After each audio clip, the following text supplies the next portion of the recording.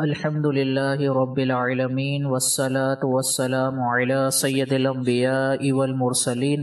اما بعد فاعوذ باللہ من الشیطان الرجیم بسم اللہ الرحمن الرحیم۔ گزشتہ کچھ لیکچر سے ہمارا ان لوگوں کے بارے میں کلام چل رہا ہے کہ جن کو شریعت رمضان کا روزہ چھوڑنے کی اجازت دیتی ہے۔ تو اگلا وہ شخص کہ جس کو شریعت رمضان کا روزہ چھوڑنے کی اجازت دیتی ہے وہ ہے شرعی مسافر۔ شرعی مسافر کو رمضان کا روزہ چھوڑنے کی اجازت ہے۔ اب شرعی مسافر کسے کہتے ہیں، شرعی مسافر کی تعریف کیا ہے، یہ ذرا ملاحظہ فرما لیں۔ شرعی مسافر سے مراد وہ شخص ہے کہ جو اپنے شہر کی حدود سے کم از کم 98 کلومیٹر دور جانے کا ارادہ رکھتا ہو اور جس جگہ جا رہا ہے وہاں 15 دن سے کم ٹھہرنے کا ارادہ ہو۔ یعنی اس کو اس طرح سمجھیں کہ اگر بالفرض کوئی کراچی سے لاہور جانا چاہتا ہے تو کراچی کی حدود سے لاہور 98 کلومیٹر سے زیادہ دور ہے، اور لاہور جانے کے بعد اس مسافر کا 15 دن سے کم ٹھہرنے کا ارادہ ہے، یعنی 14 دن 13 دن یا 10 دن ٹھہرنے کا ارادہ ہے، تو ایسی صورت میں یہ شخص شرعی مسافر کہلائے گا۔ تو جب یہ دو چیزیں پائی جائیں گی، یعنی اپنے شہر کی حدود سے 98 کلومیٹر دور جانے کا ارادہ ہو، پہلی شرط۔ دوسری شرط یہ ہے کہ جس جگہ جا رہا ہے وہاں 15 دن سے کم ٹھہرنے کا ارادہ ہو۔ تو یہ دو شرطیں اگر پائی گئیں تو مسافر کو روزہ چھوڑنے کی اجازت ہوگی۔ یہاں پر ضمناً یہ بات یاد رکھیں کہ اگر کوئی کراچی کی حدود سے لاہور جانے کے لیے نکلا اور کراچی کی حدود سے باہر نکل چکا ہے، تو جیسے ہی حدود سے باہر نکلے گا تو وہ شرعی مسافر کہلائے گا۔ اب جب شرعی مسافر ہے تو شرعی مسافر کو روزہ چھوڑنے کی اجازت ہے، تو اس صورت میں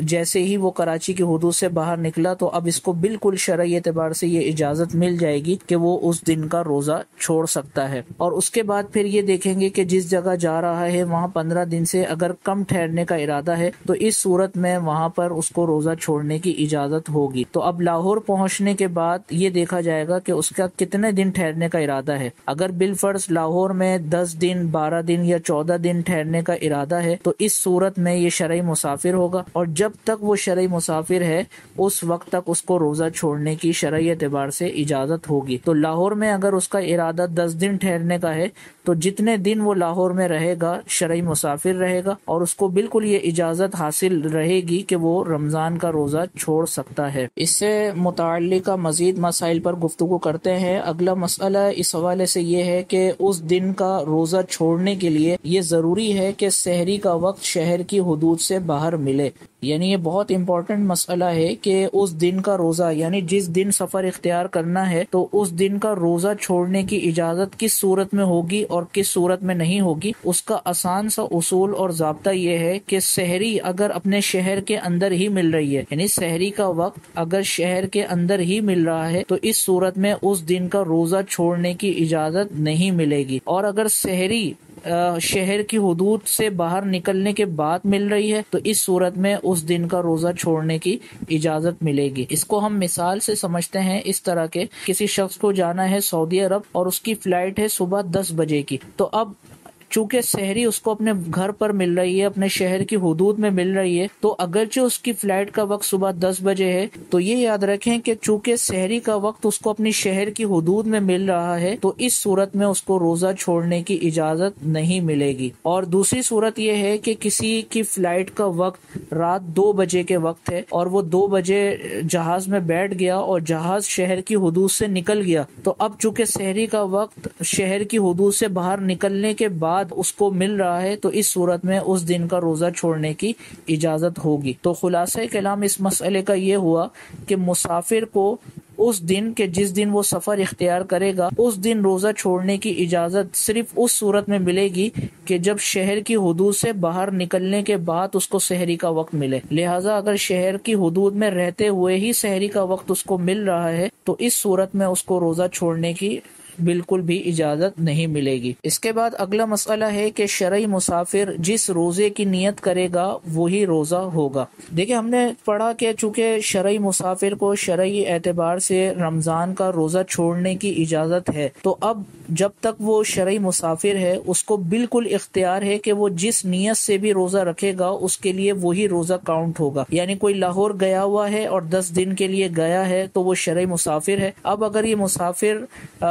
نفلی روزے کی نیت کرے گا تو نفلی روزہ ہی اس کے لیے شمار کیا جائے گا، یا سابقہ کوئی قضا روزہ رکھنا چاہ رہا ہے وہ سفر کی حالت میں تو قضا روزہ ہی ہوگا، یا اسی طرح منت کے روزے رکھنا چاہ رہا ہے تو منت کے روزے ہی اس کے لیے شمار کیے جائیں گے۔ تو خلاصہ یہ ہے کہ شرعی مسافر جس روزے کی بھی نیت کرے گا سفر کی حالت میں تو اس کے لیے وہی روزہ شمار ہوگا۔ اس کے بعد اگلا مسئلہ ہے کہ شرعی مسافر کے لیے مستحب ہے کہ وہ سفر میں رمضان کے روزے ہی رکھے۔ یعنی ایک شخص شرعی مسافر ہے، کسی اور شہر میں گیا ہوا ہے اور وہاں پر 15 دن سے کم ٹھہرنے کا اس کا ارادہ ہے، لیکن رمضان المبارک کا مہینہ چل رہا ہے تو اس کے لیے مستحب ہے، یعنی باعث ثواب ہے کہ وہ رمضان کے روزے ہی رکھے۔ اگر وہ رمضان کے روزے ہی رکھ لے گا تو بعد میں اس کو فائدہ یہ حاصل ہوگا کہ بعد میں ان روزوں کی اس کو قضا نہیں کرنی ہوگی، اور اگر بالفرض وہ رمضان کے روزے اس سفر کی حالت میں چھوڑ بھی دیتا ہے تو تب بھی اس کے لیے کوئی مسئلہ نہیں ہے، البتہ اس کو بعد میں ان روزوں کی قضا ضرور کرنی ہوگی۔